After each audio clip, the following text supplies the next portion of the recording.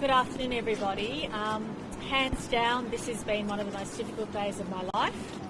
I'm an extremely private person, and without question, I stuffed up in my personal life, and I accept that. It's very difficult for someone in my position to have a private and personal life, and I'm very upset at what has transpired. But I want to make this assurance to the people of New South Wales. I have always put the public first. I have always made sure the public interest is first and foremost paramount in every single thing that I do. The integrity of the role I have, the office that I hold, is the greatest privilege of my life. And whilst I have made this mistake in my personal life, I intend to serve the people of New South Wales to the best of my ability. That's what I've always done. I've sacrificed my life to public office, and I'm proud of that. The position I hold is a privileged one. It is an honour to serve the people of the state, and I look forward to maintaining my focus to keep everybody safe, to keep jobs going during a very difficult time for the state. But I want to state at the outset that had I known then what I know now, clearly I would not have made those personal decisions that I did. I trusted someone that I've known for a long time, and I feel really, really let down. I trusted him for a long time. We were colleagues for 15 years, and I'm not going to take away from the fact that I made a mistake in my personal life, but I have to say that there is huge separation between a personal life and public office. And I can't stress enough that every day that I've been in this job, I have held myself accountable to the highest standards, and I've held my colleagues to the highest standards. And I say to all the colleagues, all the public servants, all the people that I've worked with, they know me, they know who I am. Many of you standing here know me and know who I am, and I will continue to put the people of this state first and foremost in all of my activities. I'm now going to let my deputy say a few words, and Minister Hazzard wants to give a quick update, and then of course I'll take all your questions for as long as you'd like me to take your questions. Well, thank you, Premier. Can I say it's great to be here with the Premier today to offer my support to her. It's been a very difficult day, but she is somebody of the utmost integrity, honesty, and is somebody who has stood by her side as the Deputy Leader and Treasurer of this state. Never have I seen someone work so hard, a person of high integrity, honesty, and somebody who puts the people of New South Wales first and foremost. She's somebody that has not taken a day's leave over the course of this last year, a year which has been incredibly difficult for the people of our state. And I know, whether it's been through the bushfires, the floods, the drought, and this pandemic, that we could have no leader better than Gladys Berejiklian to take our state through this difficult time. I know every single day she is somebody who is selfless, and she is somebody that is focused on one thing and one thing only, and that is the betterment of our people. And yes, it has been a difficult day for her, and a difficult day for the government. But can I say, as the Deputy Leader of the party, that she is somebody of the utmost integrity and honesty. It has been an absolute pleasure to be by her side during what has been such a very difficult period of time. And I know that, most importantly, her focus, continued focus, and her tireless work ethic ensures that our state is in the best place possible. And we know throughout this entire pandemic, the shining light of this country when it comes to which state is driving our nation through this once in a 100-year economic crisis. It has been the state of New South Wales. And that is no accident. That is no accident at all. That has been because of the fearless leadership that Gladys Berejiklian has taken our state through this very, very difficult time. And this is a crisis that is far from over. This is one that will need the leadership, the strongest leadership possible, to keep our state moving, to keep as many people in work, to keep as many people safe as possible.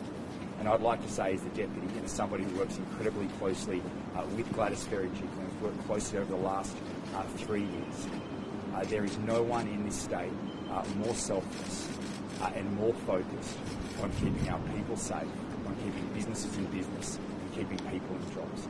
She's a person of highest integrity, honesty, and so dedicated to the betterment of people of New South Wales.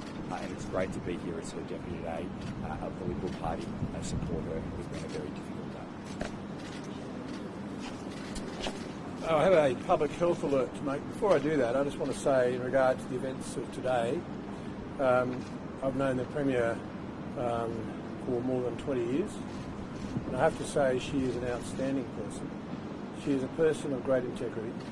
She is by far the best Premier in this country, and each one of us should know that when she goes to work each day, she is only focused on one thing, and that is making sure that the citizens of New South Wales are well cared for. I have lived and worked more than 20 hours a day in some cases with the Premier in the last 8 to 9 months during this COVID crisis, and she has been an outstanding leader. Why we are in the position we are today is because of the incredible work she has done with each of the other government agencies, and particularly the senior health officials who all hold her in very high regard. I just want to emphasise that I don't think we would have been in such a good place today if Gladys Berejiklian had not been our Premier. Also, of course, through the fires, through the floods, she's been amazing. So I just want to say 100% backing our Premier. Now, as to the public health alert, each one of us would know today COVID hasn't stopped. Fortuitously, the state has had a good result today with just one case of locally transmitted COVID-19. There are 5 travellers who are in hotel quarantine up to 8 p.m. last night.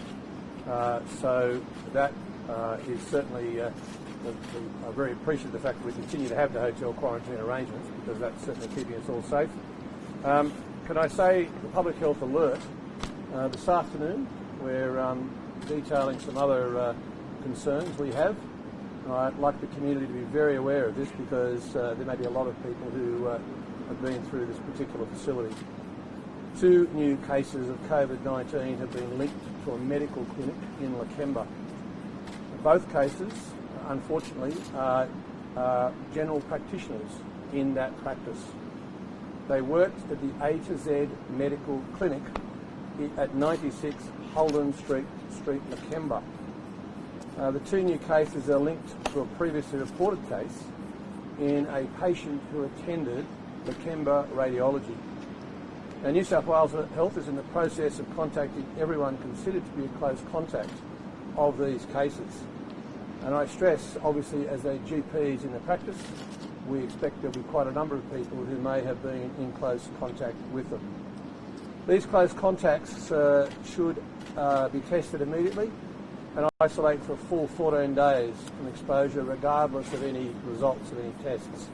And casual contacts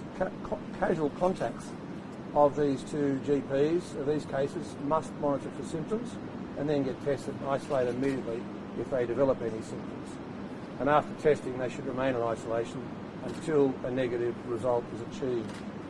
I'd also just like to point out that New South Wales Health will be contacting anyone directly to provide tailored advice depending on their exposure, particularly on Thursday the 1st of October from 2:30 to 3:30, Friday the 9th of October from 3 till 4:30, and Saturday 10th of October all day.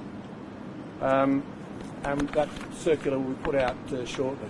Again, thank you for making sure these public health notices get out to the broader community. Thank you. Premier, you pride yourself on being meticulous across the details, dotting your I's, crossing your T's. How could you not suspect that there was anything wrong with the land deal of Western Badger's Creek that could wipe out at least a part or in full your partner's $1.5 million?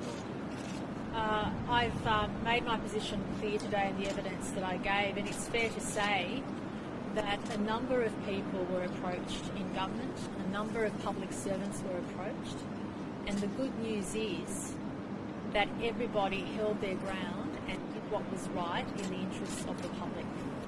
Everybody held their ground, and this person was not able to acquire anything, or his friends or his associates. And I want to take this opportunity to wholeheartedly thank all of the public servants, all of my colleagues, who at every opportunity made sure they did the right thing, made sure that this person did not get any personal benefit, and that is what is at the heart of the issue here. We had a go quite many times, but nothing transpired. And I want to say strongly to the people of this state, there is one way to come to the government to get things done, and that's through the front door, through proper process. And I'm pleased to say the process has held up, because nobody was able to gain a benefit from trying to get around the process, from trying to influence, from trying to cajole. That did not occur. And that is what I want to thank all of the public servants, all of the colleagues, everybody who was approached, ensured that at every opportunity proper processes of this government were held to account. And that is what is important. Berejiklian, you repeatedly say that you kept the personal and the professional separate, but in those phone taps that we heard you say to Mr. McGuire, you know, you asked Mr. McGuire, has Sarah from my office told you about that? We also heard you say, oh, they think it's in your election, I didn't say anything. How can we really trust that you kept that separate? You're clearly for having those professional conversations with them. But I would have had those conversations with other colleagues as well to see if they'd been in touch with my office or if they'd dealt with my office. There is nothing I did which did not put the people of New South Wales first. People may have tried to influence me, people may have tried to get around proper process, but they failed. They failed to get to me around proper process, and that is what is important. I hold the integrity of this government to the highest standard, and what is comforting in what I regard as a personal nightmare, and I will call it a personal nightmare, you cannot appreciate for someone who's very private, for someone who is very by the book, for someone who put her trust in someone she thought she could trust. I'd known him for 15 years. I can't tell you what it's done to me personally. It's been devastating, and I've had to bear this on top of everything else. But I want everybody to know that notwithstanding the personal pressures I was under, the personal challenges that I've had, that at every opportunity I've worked hard, my guts out for the people of this state, because I've always put the people first. Public service is a sacrifice, and whether it's my deputy who has a number of children, and I know what he sacrifices to do his job. And similarly, the health minister, I know what he's sacrificed to do his job, and public service is a sacrifice. And I just want the public to know that never ever have I done anything but to completely serve the public. Never ever have I done anything but what is the highest standard of integrity. And where I have failed is in my personal life, and I accept that. I take full responsibility for that. I take full responsibility for that. In fact, this was a relationship I did not share with anybody, not my family, not my closest friends. It was not a relationship that I regarded of sufficient status, but yet I will say that I am. Well, I don't want to take away the responsibility for my actions and say I'm human, but I am. I'm human, and I stuffed up in my personal life. And for someone who's extremely private and extremely cautious and very conservative in the way she leads her life, it's been very difficult to have that out on full display. And I also want to make this point, and I feel very strongly about this. I know that many women and girls are very proud of the role that I play and the job that I do. And I want to say to everybody, there's nothing wrong with being a strong, independent, financially independent woman. And I don't want assumptions made that women can't be independent, can't be financially independent, can't make decisions for themselves, are unduly influenced by others. That is not what strong women do. That is not what strong women are. And I just want to say to all the girls and women out there that please know that it's okay to be in public office. It's okay to make the sacrifices, but it's also okay to accept that we're far from perfect, and certainly I'm far from perfect. But what I can say is that at every opportunity, I serve the people with every ounce of my body, with every ounce of my being, that I hold the office I hold with enormous privilege, and I will continue to do that. Have you considered resigning? No, I haven't, because I haven't done anything wrong. If I had done something wrong, I would be the first one to do that. If I had done something wrong, I would be the first one to consider my position, but I haven't. Premier, you could be in breach of the ministerial oath, Premier, by not declaring the pecuniary interest of someone with whom you're in an intimate personal relationship. Because the ICAC was very careful in the definition they used in terms of close personal relationship. They were very careful, and I've not been accused of any wrongdoing. Premier, why don't you end your relationship with Darren Dwyer back in 2018 when the first corruption inquiry took place? Yeah, that is a very good question, and can I say that initially he was very angry with me. I was extremely angry with him. I sacked him. I asked for his resignation. Then I not only convinced him to leave Parliament, but accosted others to help me convince him to leave Parliament. But I also have to say, from a compassionate position, this is a person who, again, I put yourself in my position. I've known him for 15 years. He lost his career, his friends. He lost everything, and he was in a very dark place, and I didn't feel that I could stop being his friend during that time, rightly or wrongly, on compassionate grounds. But put yourself in a situation. Imagine if one of your best friends had done something horrible. On compassionate grounds, would you care about their welfare if they're in a dark place, they've lost everything? And I just felt that I could not stop being his friend, rightly or wrongly. But of course, can I say this, had I known then what I know now, I mean, I don't want to prejudice the hearing that's going on at the moment. But can I say in a general statement, had I known then what I know now, of course I would have had nothing to do with him, but I did not know the extent of what he was alleged to have done. When did you find out? At what point did you decide that what he was doing was conduct and decide that he should be sacked? You knew in February what he was doing in relation to the man that badgered his career. You did know. I'm sorry? You knew in February what he was doing in relation to. No, can I be very clear here? Parliamentary secretaries and members of Parliament are allowed to have business interests.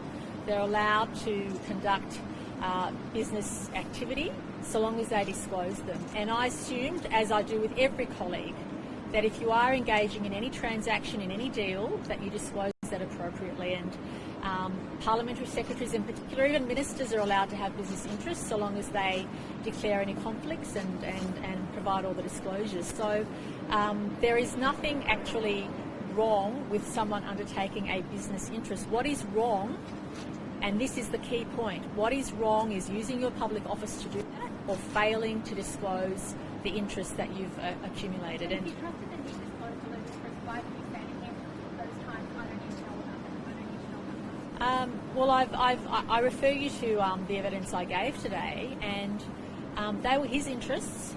I didn't have any interest in them. I didn't care too much about his interests because it was his responsibility to disclose them, as is the responsibility of every member of Parliament. And when you've known, and this is my failing, when you've known someone for a long time and you put your trust in them, you assume they're doing the right thing, and that's what I assumed. I assumed he was doing the right thing. I had my trust in him, and obviously I know now that that trust was misplaced, and I accept that human failing on my part, and I accept it wholeheartedly. And I know because many people have already contacted me to say that they've been through experiences where they trusted somebody and they've been let down. But I don't want to take away from the personal responsibility I bear for that, because I did trust him. My trust was misplaced, and I deeply regret that. It is a very difficult time for me in my life to accept that, but I have to. And when you go through a personal crisis, you dust yourself off, learn from it and move forward. And I also want to state unequivocally that I've always been cognizant of the separation of my personal life from my public duty and public responsibility, and that remains the case. And I hope the public knows, and I certainly feel the public appreciates, that I don't always get it right in terms of executing my public responsibilities, but I certainly work my guts out, and I certainly ensure that at every stage the highest level of integrity is applied to the way in which I do my job. Premier, it's your position. I'm sorry?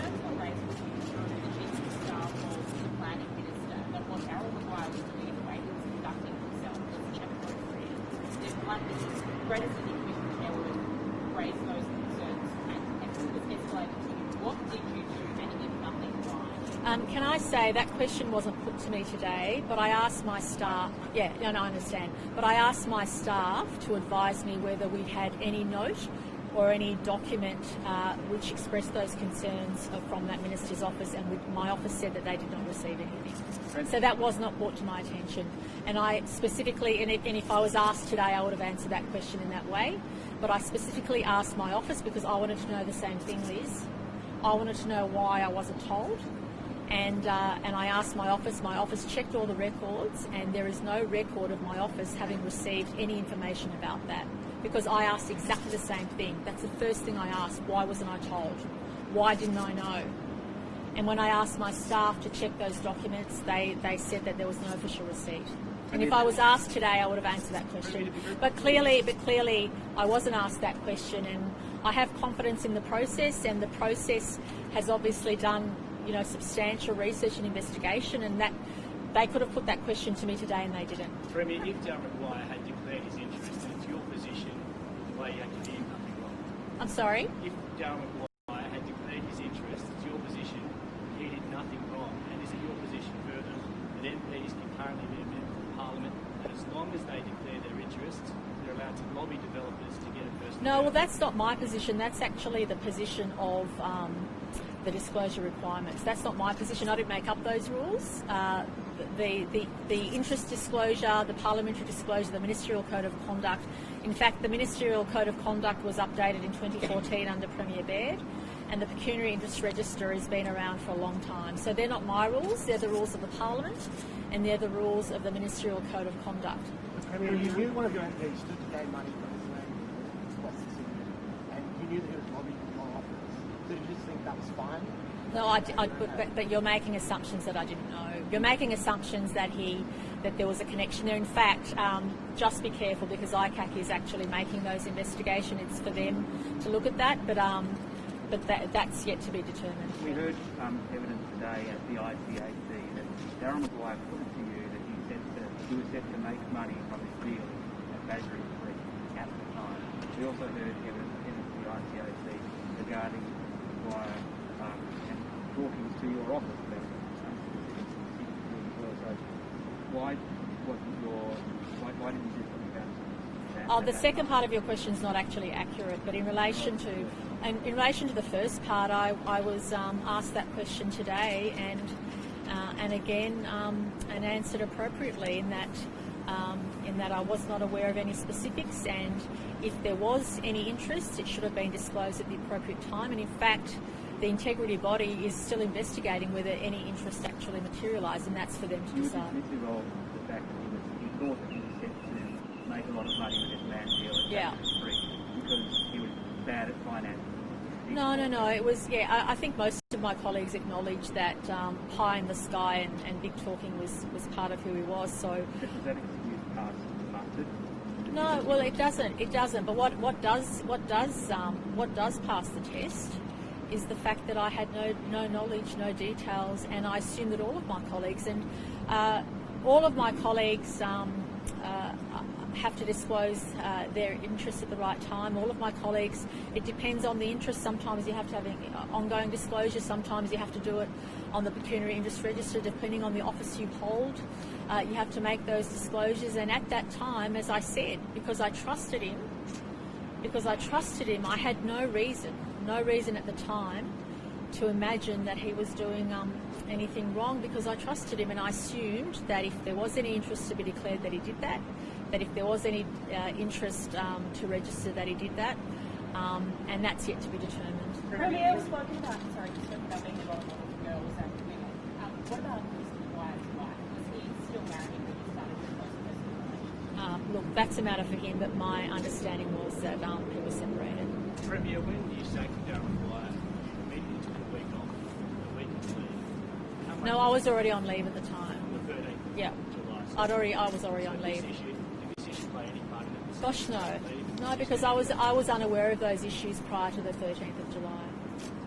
When should you, in hindsight, should you have declared your relationship with them or made it public to more people? Do you accept that, as a Premier or a Minister, having a secret relationship with someone who does have dealings with government potentially opens you to, opportunities for bribery, opportunities for all Well, the relationship wasn't of sufficient status for me to talk to anybody about it. I didn't even talk to my family about it because it wasn't of a sufficient status. But I've been very open today with the ICAC. I actually made sure that they were aware in terms of what I felt about it, but it didn't have sufficient status for me to share with anybody, let alone I did not feel that it had sufficient status for me, and I wasn't sure about its future, to be honest. And these are very difficult things to talk about. But if I did, I would have obviously made those matters known. But I did not regard it as sufficient status at that stage to be able to make that public, or in fact tell people closest around me. Have you agreed with the? I answered that question this morning. Yeah. I mean, you agreed with the assertion of the council existing that it would have been preferable for you to go public and continue with your close personal relationship with Mr. Dwyer after he left politics. So at what point did you get it progressed beyond not having a certain future? No, well, I made clear that I made clear just before that I was concerned with his welfare. I've known him for 15 years, and rightly or wrongly, whilst I knew what he'd done was very bad. In fact, not only did I ask him to resign from the Parliamentary Liberal Party, not only did I ask him to sit on the crossbench, but I also engaged the support of others to convince him to resign from Parliament. Yep. Before 2018. I'm sorry, I can't hear what you're saying. Before 2018. Yeah. You agreed that it would have been preferable to you to continue the relationship and go public with the relationship when Mr. Maguire left politics, when you were discussing his future and his they were hypothetical matters. I didn't know where things were going. As I said, it wasn't of sufficient status for me to be able to make that call. These are intensely personal matters, and I think all of us would know in our private lives. And I'm for those of you who haven't had to go through what I've been through, you're very fortunate, because in my position it's very difficult to have a private life and a personal life, and it's very difficult to make sure that you not only put your trust in the right people, and that's the other thing that I feel very disappointed about in myself. I am normally a very good judge of character. I'm normally very good at judging people, and I feel that I really let myself down on this occasion. And I feel very bad about it, and it's something I'll carry for a long time, and I will, trust now is a big issue for me, because I thought that I could trust him. I knew him for a long time, and again, for someone who's very private, these are very difficult things to talk about. But I'm doing it because I want to be very open and let people know that I'm more than human. I made a big mistake in my personal life. I always kept my personal life separate from my public responsibility, and that my first and foremost priority is to the people of this great state, and it will continue to be. What was it that made you think that Darryl Maguire needed to be sacked from Parliament and was no longer fit to be an MP, but was still fit to be in a close personal relationship? Well, that's where you separate the personal from the public office.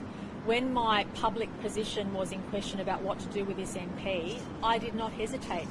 I sacked him from the Parliamentary Party, I forced him onto the backbench, I engaged, and then eventually I engaged the help of others because he would resign from Parliament, for him to resign from Parliament. That was my public responsibility.